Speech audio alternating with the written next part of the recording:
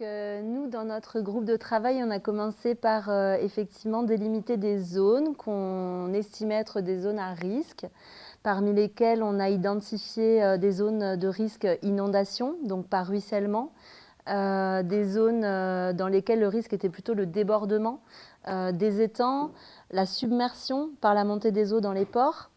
C'est des zones qui sont assez vastes. On s'est rendu compte aussi qu'on était finalement tous assez localisés dans ces zones. On représentait différentes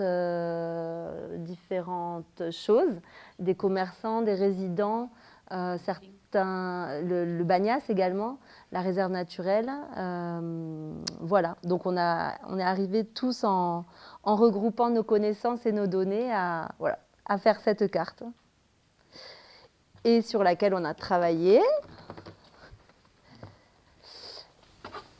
pour essayer de distinguer un peu les différents problèmes qu'on pensait pouvoir rencontrer à l'horizon, donc 10, 20, 30 ans, voire plus, et qu'on a regroupé un petit peu en pôles finalement.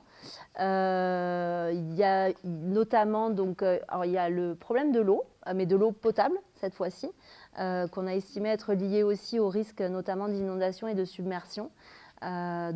Problème sur la ressource en eau potable, sur les restrictions éventuellement, voire la contamination de l'eau par des débordements.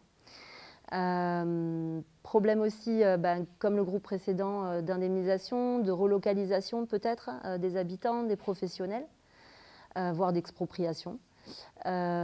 Problème d'infrastructure, sans doute, parce qu'effectivement, si certaines zones venaient à être submergées, il faudrait adapter les infrastructures pour pouvoir continuer d'y accéder ou leur donner en tout cas la possibilité, eux, de sortir de ces zones.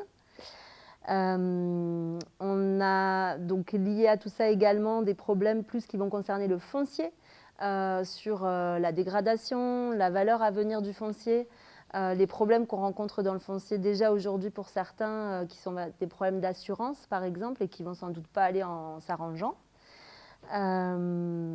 Des problèmes évidemment économiques liés à l'ensemble du reste de ce qu'on a mis sur le tableau, avec peut-être un déplacement du tourisme et de toute façon des retombées qui, à l'heure actuelle, sans solution, effectivement, paraissent être plutôt négatives que positives. Et puis également, évidemment, alors je crois que ça a été classifié un peu par échelle de temps. Et ici, on va avoir plus tout ce qui va concerner la végétation. Effectivement, si certains lieux se salinisent, il va y avoir des problèmes pour la végétation qui s'y trouve actuellement, peut-être aussi pour la faune. Voilà, intrusion saline, c'est ça. Ouais, voilà.